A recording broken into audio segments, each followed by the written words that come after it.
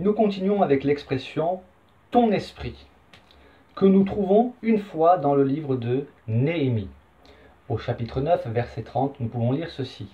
« Tu les supportas de nombreuses années. Tu leur donnas des avertissements par ton esprit, par tes prophètes. » Nous voyons encore une fois que souvent l'expression « son esprit », comme nous l'avons vu précédemment, ou « ton esprit » ou « mon esprit » est suivie souvent par l'expression « par tes prophètes »,« par mes prophètes »,« par ses prophètes ». Donc, tu les supportas de nombreuses années. Qui? Bien, en fait, il s'agit, lorsque vous lisez le contexte de ce 9e chapitre de Néhémie, c'est la confession des péchés du peuple. Et ils sont plusieurs représentants du peuple à s'exprimer. Donc, il y a des sacrificateurs, des scribes il y a un moment de prière commune. Et dans leur prière, ils parlent d'eux. Et ils parlent du peuple et de ceux qui les ont précédés, puisqu'il dit « Tu les supportas de nombreuses années, tu leur donnas des avertissements par ton esprit, par tes prophètes, et ils ne prêtèrent point l'oreille. Alors tu les livras entre les mains des peuples étrangers. » Et ça, c'est ce que nous découvrons dans plusieurs épisodes bibliques, notamment dans le livre des Juges. Lorsque le peuple désobéissait, eh bien, Dieu les livrait à leurs ennemis, ils étaient sans protection. Et d'ailleurs, je fais une petite parenthèse pour les partisans de la falsification de la Bible, ceux qui disent que la Bible a été falsifiée. Je ferai d'ailleurs une vidéo spécifique sur ce thème. Il faut se mettre à la place d'un juif. Moi, si j'avais été juif, faisant partie de la commission de falsification, qui n'a jamais existé, mais imaginons, j'aurais même carrément abandonné la foi juive. Puisque si je devais falsifier, si j'avais eu dans l'idée de falsifier les Saintes Écritures, c'est tout le livre qu'il aurait fallu, il aurait été réduit le livre. Parce que toute l'histoire de l'Ancien Testament, et c'est tout à l'honneur des Juifs, des scribes juifs qui ont écrit la parole de l'Éternel, c'est qu'ils ont livré leur histoire qui, en bien des épisodes, très nombreux épisodes, ne les met surtout pas sur un piédestal, au contraire. Parce que pour un Juif, devoir écrire que son peuple avait le cou dur, hein, le cou roide, il y a l'expression qui veut dire le cou raide, qui résistait. Le nombre d'épisodes qui mettent en évidence que le peuple d'Israël était têtu, désobéissait, se détournait de l'Éternel, ça ne tient pas la route. Et pourtant, la Bible, l'Ancien Testament juif, nous révèle les faits tels qu'ils se sont passés, même s'ils ne sont pas à l'avantage du peuple juif en de maintes circonstances. Je ferme la parenthèse. Revenons à l'expression « ton esprit ». Tu les supportas de nombreuses années. Il fallait pouvoir l'écrire, ça. Hein. Tu leur donnas des avertissements par ton esprit, par tes prophètes, et ils ne prêtèrent point l'oreille. Alors tu les livras entre les mains des peuples étrangers. Mais comment Dieu a-t-il averti son peuple? Par son esprit. Là, il dit, tu leur donnas des avertissements par ton esprit. Oui, mais comment l'esprit de Dieu agissait-il? Par tes prophètes, en animant, en inspirant les prophètes qui parlaient de la part de Dieu. Voilà. Dans le livre des psaumes, nous trouvons au psaume 104, verset 30, « Tu envoies ton esprit, ils sont créés, et tu renouvelles la face de la terre. » De quoi est-il question? Dans le contexte précis de ce verset, il s'agit tout simplement des animaux. Je vais vous lire à partir du verset 27.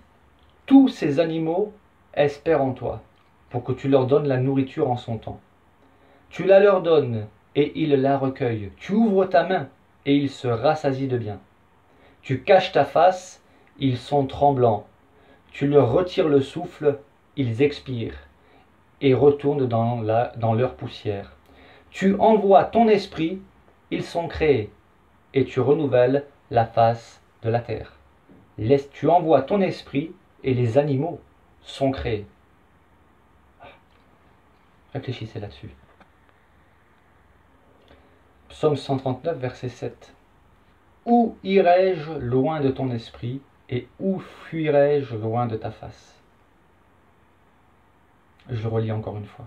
« Où irai-je loin de ton esprit, et où fuirai-je loin de ta face ?» Qui c'est qui s'exprime ici? C'est David, le roi David, qui a écrit une grande majorité des psaumes. Et dans ce psaume 139, où il glorifie Dieu pour la créature qu'il est, Il dit « Où irai-je loin de ton esprit et où fuirai-je loin de ta face ?» Avec tous ces textes que j'ai cités depuis le début de cette série sur la Trinité, avec une insistance, un focus, j'allais dire, sur le Saint-Esprit, nous pouvons réaliser que pour les Juifs de toutes ces époques, ils faisaient une distinction entre l'Éternel et l'Esprit de l'Éternel, sans forcément mettre un mot dessus sur cette réalité. Mais ils s'adressaient à l'Éternel et ils demandaient à l'Éternel de leur accorder son esprit. Et nous apprenons par la suite que l'Esprit de l'Éternel agit de manière qui s'apparente, qui démontre, et ça sera vraiment encore plus flagrant dans le Nouveau Testament, comme une personne à part entière qui peut prendre des décisions, que l'on peut attrister, qui s'exprime, qui parle. L'Esprit de l'Éternel parle, nous l'avons vu. Donc je tiens vraiment à ce que vous réfléchissiez. Et ici nous voyons que David dit « Où irai-je » Il pourrait dire « Où irai-je loin de toi, ô mon Dieu ?» Et dans certains textes il le dit. Mais là il dit « Où irai-je loin de ton esprit et où fuirai-je loin de ta face ?»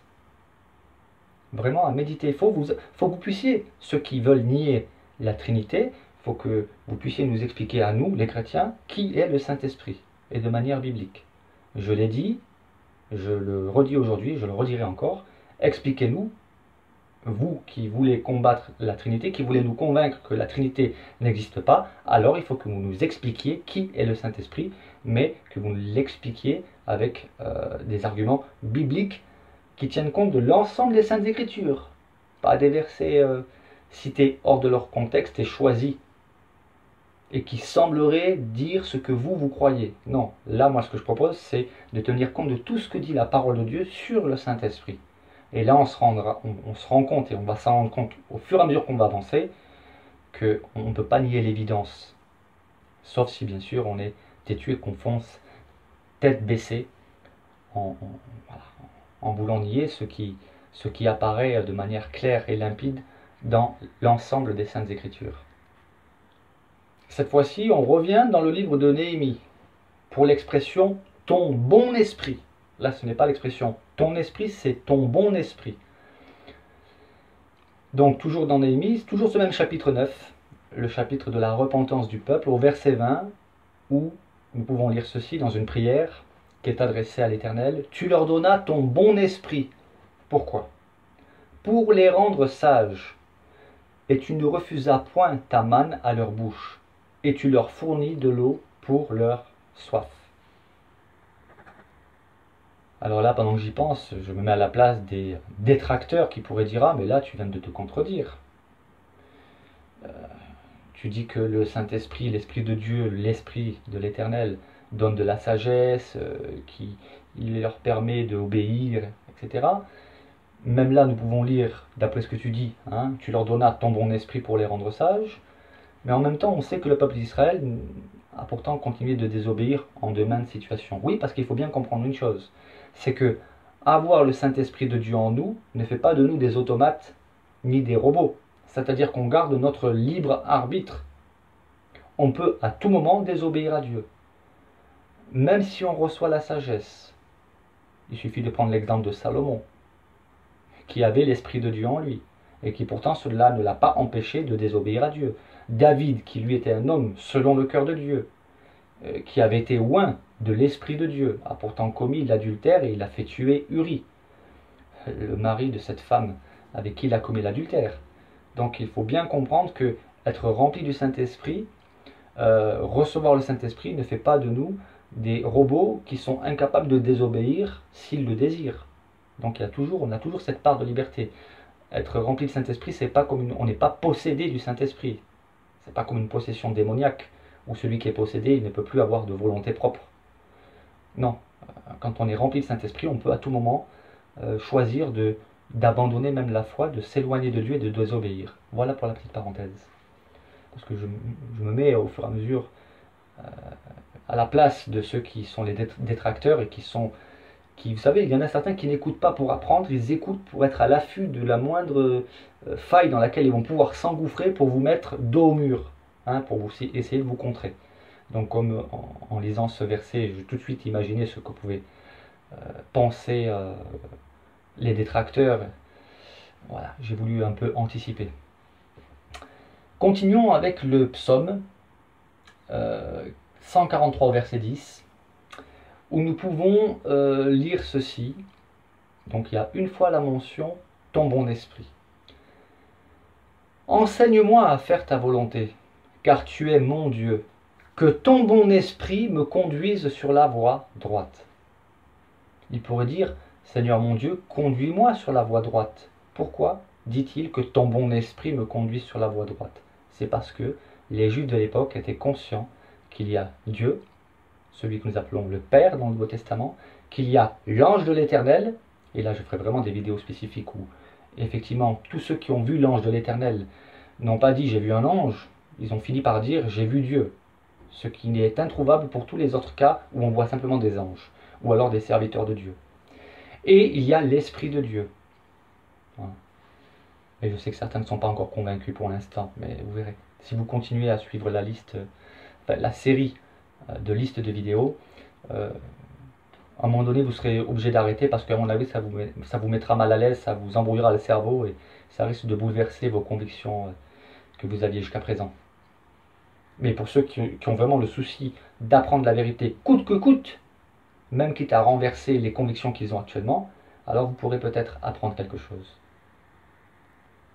Cependant, et quoi qu'il en soit, que certains acceptent ou n'acceptent pas ce que moi je développe dans ces vidéos, ce n'est plus mon problème à moi. Mais en tout cas, des vidéos seront présentes sur Internet pour démontrer que la Trinité est biblique. Voilà. Après, chacun en fait ce qu'il veut.